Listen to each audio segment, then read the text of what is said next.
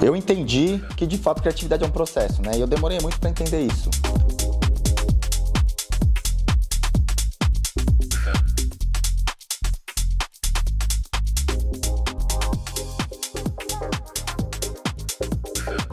Meu nome é Estevão Demarco, Estevão primeiro nome, Demarco é o meu sobrenome, também nome do projeto artístico musical. E eu vou contar um pouco sobre o meu processo criativo hoje aqui. Atrás, comecei a tocar através de pesquisa musical, não só de música eletrônica, mas muito novinho, lá meus 13, 12 anos, já comecei a tocar. Por volta dos meus 17, 18, eu fui aprender a produzir. E eu fiz um cursinho muito básico, que eu lembro que eram de 3 ou 4 dias. E foi um momento bem importante para eu entender que eu tinha aptidão para isso e que eu poderia exercer criatividade ali, porque eu consegui muito bem nesse curso e outros alunos estavam desistindo, porque o processo é desgastante, o processo é chato muitas vezes, para quem não gosta. E eu adorei aquele processo, e aí eu lembro que o professor me chamou no final desses 4 dias e falou, cara, continua fazendo isso, continua investindo nisso. E aí, foi aí que deu um clique. Eu entendi que, de fato, criatividade é um processo, né? E eu demorei muito para entender isso. E é um processo que não necessariamente precisa estar escrito num papel. É um processo seu que funciona para você e isso é muito individual. Os fundamentos da criatividade, de fato, precisam dessa flexibilidade para ela funcionar, de tipo, é um processo que funciona para mim, é um processo que funciona para você, é um processo que funciona para uma outra pessoa. Cada pessoa funciona de um jeito. O meu processo, ele precisa dessa rotina. Se eu tenho um mês livre para produção musical, que eu limpei toda a minha agenda e vou fazer um mês. As músicas vão sair à medida em que eu entender, estiver ok com o processo diário, com a rotina. E pensar sobre criatividade ou em me entender como uma pessoa criativa é algo mais recente, não porque eu me entendo como uma pessoa criativa, mas sim porque eu estabeleci processos que funcionam para que eu seja. O que é que as pessoas normalmente pensam no processo criativo? Eu vou sentar aqui, acordei inspirado, vou sentar e vou fazer uma música excepcional, linda, maravilhosa, que vai viralizar, que todo mundo ama, que eu vou adorar em 1 hora porque eu tive a inspiração do além. Cara, isso pode acontecer, uma ideia pode vir assim, mas você não pode depender disso. E se não for assim, na verdade 90% das vezes, você precisa estar ok com o processo. A música que eu fiz, que é a maior obra de arte, né, e o processo criativo em relação a ela. O nome dela é Chicago, o nome da música. E eu fiz essa música em homenagem ao meu irmão, porque o apelido dele era Chicago quando ele morou lá fora, né? O nome dele. E aí esse apelido nunca saiu da minha cabeça, era um apelido muito diferente e tal, e aí ficou. E aí eu achei um cantor americano que tem uma voz meio de blues, assim, ele estava cantando sobre... Ele tinha uma letra sobre Chicago. Peguei o vocal dele e coloquei nessa música, e encaixou perfeito com o instrumental que eu tinha feito. Então, ela é uma música muito agradável de se ouvir em qualquer situação. O processo criativo da Chicago, especificamente, foi instrumental, foi através de um riff de guitarra. Não, mas peraí, mostra aí, pô. Faz. É pra mostrar? Ao vivo. É meio Tim Maia, né? Aham. E aí eu fui trazendo essas ferramentas que eu já conhecia de acordo com a ideia que eu tive. Sample de uma maneira muito diferente que ele tá aqui. Sim. Só que aí me deu a ideia de trabalhar nesse sample de uma forma que ele encaixasse na música como eu esperava, que era essa profundidade, né? O som se replicando, né? Que a gente chama de delay. E aí fui colocando as ferramentas. Às vezes eu coloco uma ferramenta aqui que eu imaginei que fosse trazer essa sonoridade e não funciona. Aí eu troco. Então, por exemplo, coloquei um filtro, não foi. Sei lá, aí eu ponho uma outra ferramenta. Você vai testando. Vou testando com base no conhecimento das possibilidades que eu tenho. Tudo isso acaba sendo um processo da criatividade, né? Porque você vai meio que montando e às vezes você coloca uma ferramenta pensando que você ia fazer uma coisa e ela traz um som que você não tinha imaginado e te dá uma outra ideia. Nossa, isso aqui ficou legal. Encaixou. Meio que no erro, assim, né?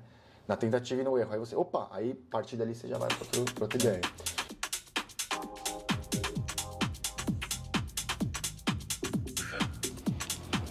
Bom, sobre desafios, né? Ou até reforços negativos do processo de autoconhecimento em relação à criatividade. Eu acredito que eles são constantes, tanto por terceiros, quanto pelo ambiente, mercado, indústria que você atua, como também autossabotagem. Você só consegue, de fato, trazer criatividade para o seu processo quando você consegue lidar com esses reforços negativos ou esses desafios diários. Vou dar alguns exemplos, tá? Então, eu chego num evento e eu falo sobre as minhas aspirações como produtor musical ou como DJ de um nicho musical, eu vou ser descreditado por 95% das pessoas que estão ali. Por alguns motivos. Primeiro, por falta de conhecimento. Não estou dizendo que as pessoas têm maldade, mas é um padrão que se instala na cabeça das pessoas, um certo preconceito. Você já vai ser automaticamente descreditado se você traz a criatividade, uma carreira muito criativa nesse sentido, artística, para o seu contexto, a não ser que você esteja entre artistas ou entre pessoas que entendam muito bem desse processo. Se você quiser convencer cada uma dessas pessoas, você vai passar a sua vida fazendo isso. Então, é um processo interno. Então, é um processo de você entender o contexto que elas estão e escolher suas batalhas. A maioria dessas pessoas, você não precisa explicar para elas. O próprio processo vai te levar em resultados, que os resultados vão explicar para elas um dia. A indústria artística, eu não estou falando só de música, a artística como um todo é muito complicada, muito difícil, muito incerta.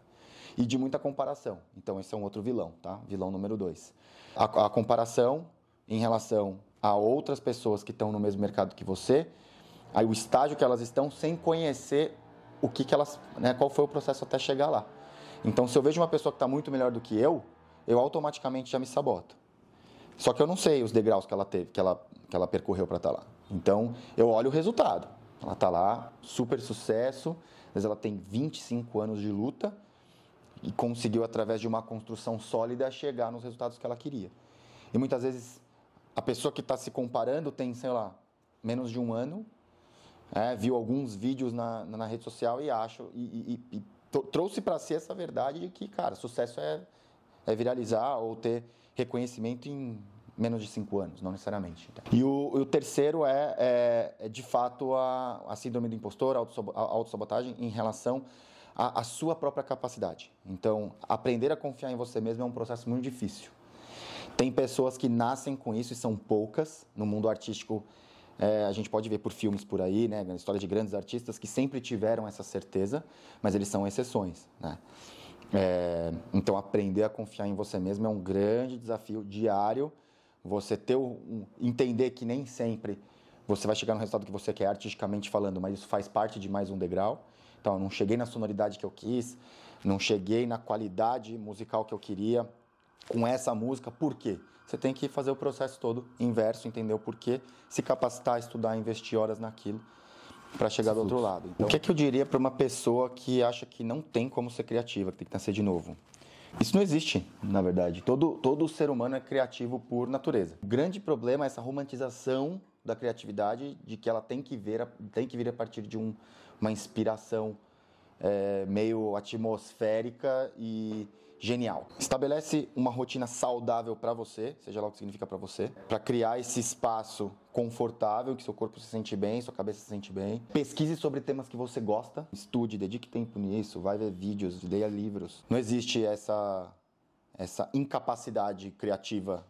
Eu acho que ela existe a partir do momento que você coloca essa barreira intencionalmente. Então, eu não vou ser criativo, aí realmente você não vai ser, porque isso vai contra tudo que a gente está falando aqui, né, de criar esse espaço e tal. Então, investe um tempo em pesquisa, criar um espaço confortável para você e depois as coisas acontecem naturalmente. E uma coisa que é muito legal, que eu sei que vocês falam bastante no canal de vocês, é sobre repertório, né?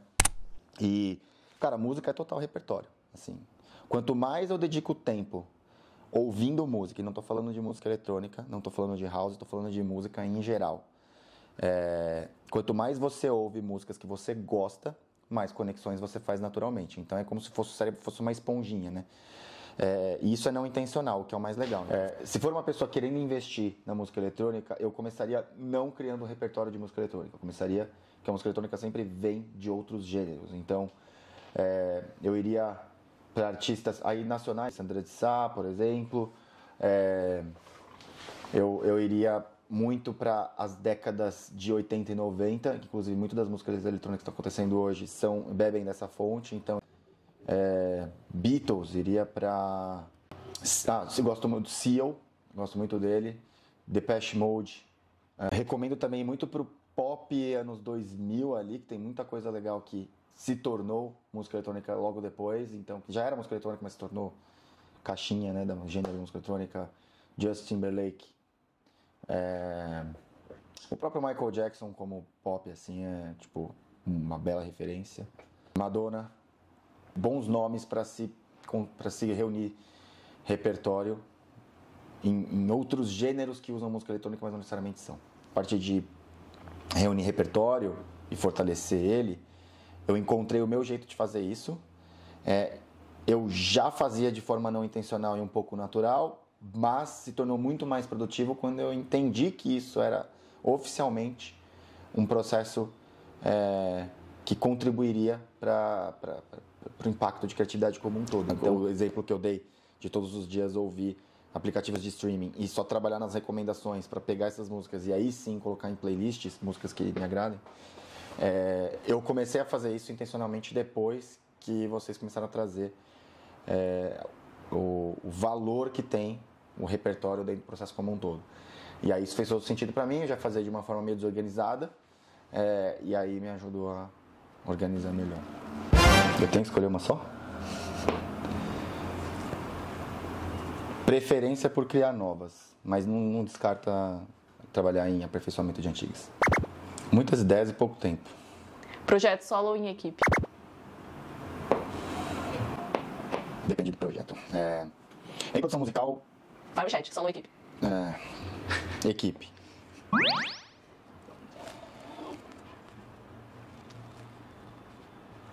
Calafrio. Nossa, difícil.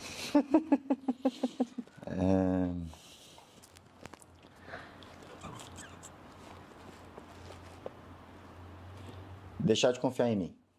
O que é criatividade para mim? Criatividade para mim é uma ferramenta. Eu não vejo como o grande objetivo do meu trabalho. A partir do momento que eu colocar a criatividade como meu objetivo final, é me pressionando para ser criativo e na realidade a criatividade é um meio. Não sei se você sabe, mas eu e o Pedro, a gente é líder do fã-clube oficial Demarco. Líderes fantasmas, né? Líderes fantasmas, a gente nunca Não, foi presente. líderes remotos. Manda aquela brava, vai. Mas eu tô mandando a brava? O que eu tenho que fazer? Agora eu fiquei...